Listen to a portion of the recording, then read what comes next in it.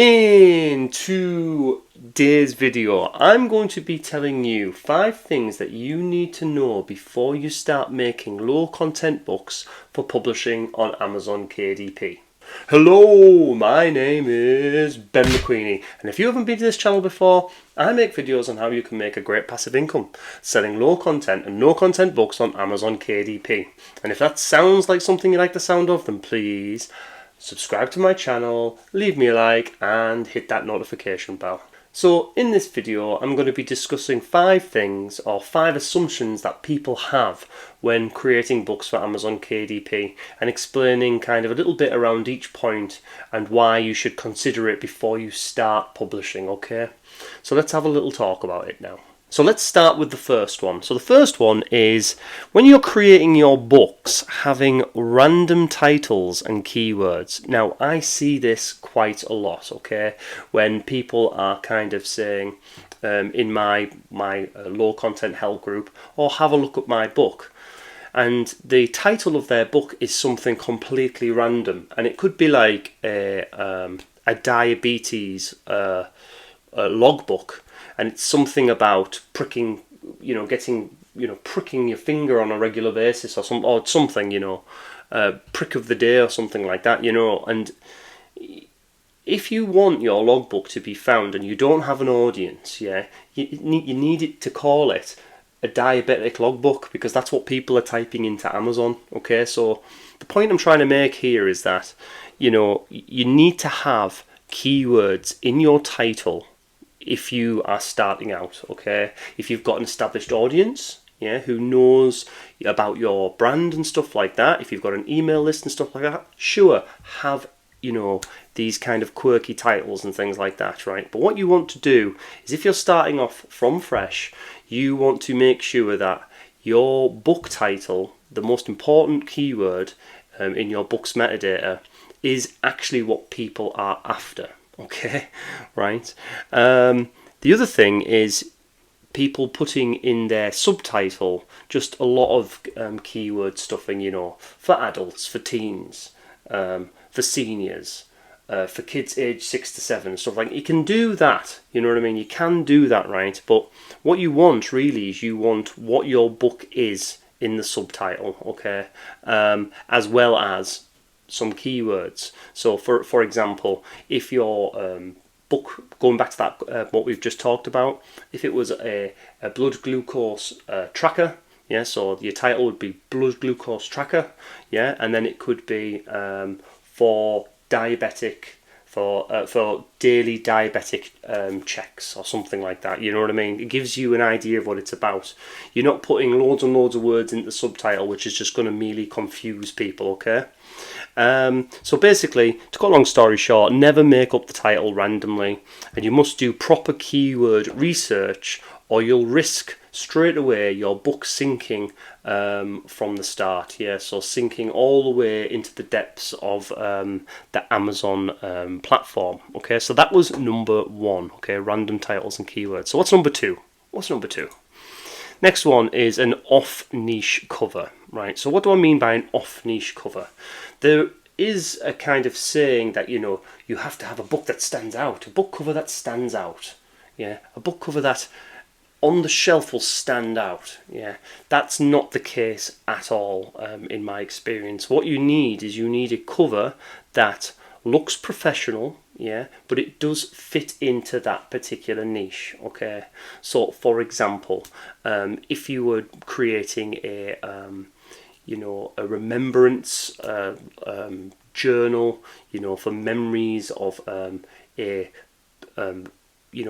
family's loved one who has sadly passed away, you know what I mean? It wants to be kind of like an understated, kind of respectful sort of thing. It wouldn't be a crazy green cover, with love hearts dotted all over the place sort of thing. It would be a kind of more warm, sort of respectful sort of tone, wouldn't it? Okay, and if you look at those niches, you get those kind of feelings when you are looking at those covers. So what you want to do is, whatever book you are doing, you want to make sure that your book cover is on niche, that it actually fits into the other books your your competitors on the shelf, okay?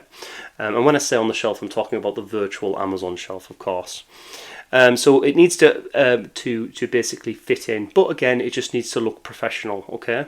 And if we're doing things like getting the correct keywords and doing some other things, which I'm going to talk about in a second, you will get the clicks and people will start to look at your particular books, okay? So that was number 2, having an off-niche cover, thinking or believing that you need your book cover to stand out. Yeah, it needs to be different from everyone else. No, it needs to be the same but look really good. The same, yeah. Okay. Number 3. So number 3 is you must offer more value than other books, right? Now, when I'm talking about value is a very important word there. You need to offer more value for money, for people's hard-earned money, but that doesn't necessarily mean cheaper. Yeah, because remember, we want to make money. Yeah, so if you reduce your book price to a drastic amount where you're making only a few pennies per sale, then what's the point? There's no point, is there? Okay, so what we want to do is we want to make sure that we're making a nice fat royalty per sale, but the person who's buying that is getting heaps and stacks of value, okay? And a perfect example here is things like more pages. So like, for instance, let's just say we're doing a notebook, a really basic notebook. Now, if there is a notebook there that's got 100 pages, yeah, and another notebook there that's got 110 pages, and they're both the same price, the one with 110 pages has more value, doesn't it? Okay, so one way to increase a book's value to someone who's buying is to just simply have more pages there, right? Now that's a very basic thing, but the next sort of thing, which is more complicated, is adding more features, right? So a perfect example for a low content book and adding more features is, for instance, if you made a manuscript book for music, right? So it's just got lots of manuscript for people to write music, but what you can do is you can add extra features on there which other books might not have. So for instance, it could have like a key of notation at the back. It's got your quavers and your semiquavers and your crotchets, you know what I mean, and your various other things, your time signatures and things like that. So people can look at the back of the book and sort of help them out when they're composing their music. Okay, now a lot of other books might not have that. Do you see? So you could even have a YouTube guide on how to do correct kind of notation, sort of something like that, and put a QR code in, which again is adding more value to a customer for buying that book. It gives them more kind of value in the long run if they're getting kind of a tutorial as well as the book itself. Do you see what I'm saying? So basically, it's giving you the kind of leg up on your competitors, okay? And again, another good thing is you want to do something that no other book is doing. Yeah, if you've got a USP, yeah, that no other book is doing, then the chances of conversion is much higher, isn't it? Okay, and it's also something that you can market very easily, right? So that was just some examples, but you do need to offer more value than other books, because if other books are offering more value, guess what? They are going to sell over your book. Yeah, you've got to really get into the mind of somebody who's looking for these sorts of books.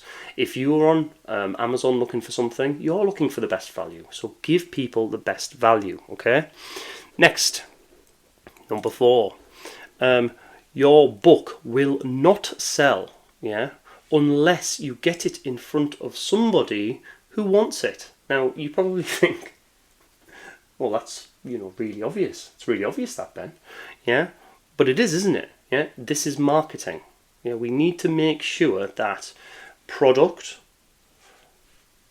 audience, marry them together, and you'll start to make sales. If you make a product but there's no audience there, then the product just sits there, and on Amazon it starts to drift down the ranks till it hits the bottom.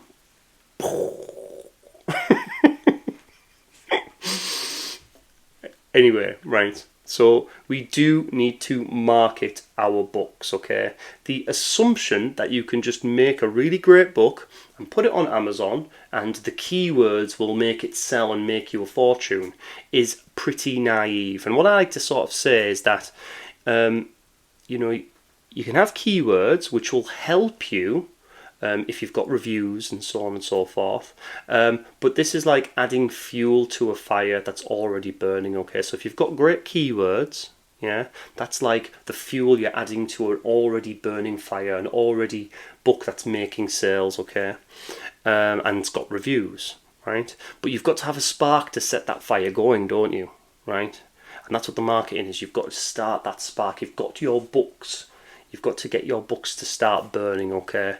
And when I mean burning, I mean selling, okay? And, okay, so putting that really simply, well, how would you do that? Well, there's organic ways to sort of get your book in front of that audience.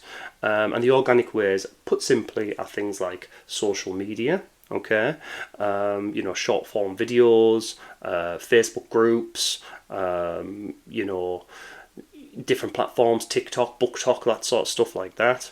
Then things like creating an email list. So if you create a website with a load of free stuff that you're giving away to people, sort of like, let's just say free colouring pages for kids, people will go to your website, they will then download those free things that you're giving away, and then you've got them on your email list, okay? And then you can market to them when you bring out more colouring books. Do you see what I'm saying? So email list, social media, and then the next one, which is the easiest one, but it costs, is running pay-per-click ads on Amazon, okay? So what you're doing is you're bringing out a brand new book, and then you are paying Amazon to put that book in front of a browser, okay? It costs. Every time someone clicks on your book, it will cost you per click, okay? You need to know how to do that, of course, but the point I'm making here is you do need to do one or the other, or both, okay, to get your book snowballing, okay? And the more it sells, the higher it will rank till we're at the top, yeah? Once it's at the top, it's getting more visibility, which means that more people are seeing it, which is then more chance for more sales.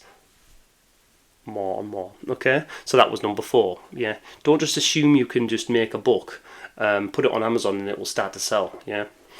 Next one, and the 5th one, is social validation is the key to conversion, right? So when I'm talking about social validation, what I'm really talking about is reviews, okay? So your book, if your book has low reviews or none, or has a low star rating, it will not sell well. That's simple, isn't it, right? Think about it yourself. If you're on Amazon and you see a particular product there that's got 3.5 out of 5, you just scroll past. You won't even go on it. Do you know what I mean?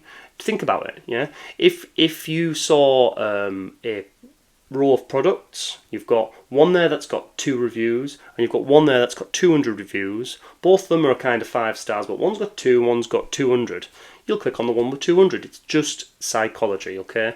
Now what we want to do is you want the focus to be on getting at least 50 reviews early in a book's life to keep it floating in the rankings. And when I mean keep it floating in the rankings, if you've got 50 reviews, yeah, then there's going to be a level of sales there, okay? So your bestsellers rank's going to be quite high anyway, but because it's got the 50 reviews, other people are going to be seeing it at that level and hopefully continuing to buy, okay? So how can we do that? Well, we can use QR codes, which are going to link back to the actual Amazon book page. So there'll be pages in your book that will say, leave me a review. Please leave me a review. Here's the QR code. People will scan the QR code and that will take them back to the Amazon page where they can leave the review. Facebook groups. So I've got a Facebook group which helps with the reviews, which I'll leave a link to in this video's description. And you can sort of kind of get people to help you with the reviews there. And the best one, the really perfect one, right, which is blowing my mind at the moment, it is absolutely a game changer, is Puppy. Okay, so Puppy is a website where you can go on there and you can read other people's books, and as you're reading other people's books you earn these things called snaps, okay? And these snaps can then be used to get reviews for your book, okay? Now this is incredible because it means that the painful process of getting reviews is now being dealt with. Yeah, it's completely in line with Amazon's policies, and loads of people are doing it, right? So I would absolutely say to you, go over to Puppy. I'll leave the link below, and that will show you how you can go there and get plenty of reviews very, very easy. Okay. And one of the other things that I would say is, as you get your reviews, you can start to market those reviews. You can do the editorial review section and stick some perfect reviews in there so people see straight away what you're wanting to tell them. But then you can also kind of put them on your kind of social media if you're doing it, or sort of send it out to your email list and say, look at these reviews that I've got. That will help your conversion as well. Okay, so if you and I suppose to leave on that particular point is the best book in the world, on Amazon, right, will not sell if no one's endorsing it. If no one's saying that's the best book, it's not going to sell. Okay, so that's it. Okay, so they are the 5 points. Okay, on what you need to know when you are starting low content publishing on Amazon KDP. Now, if you found that video useful, please leave it a like, and if you haven't subscribed already, push that button. Now, in the last few videos that I've done, I've liked to ask people to leave a no context comment on the video to see if you've watched it all the way to this end. And those people who've watched it all the way to the end are absolute legends, So what I want you to do is I want you to write in the comments and leave the word legend. Because you are a legend, okay? So leave those in there and I'll know that you've watched it all the way to the end. Now, if you are wanting to level up your low content publishing game, then why don't you check out my course? It's a bestseller on the platform that I've chosen to host it on. It's got 4.9 stars out of 5. There's over 850 people enrolled, and it's got absolutely everything from the very start all the way to the end for you to be successful in publishing low and no content books on Amazon KDP. So go and check that out. Now, I've got lots of other videos on YouTube, and if you check out this video, I think you may find that useful too. And until next time, bye!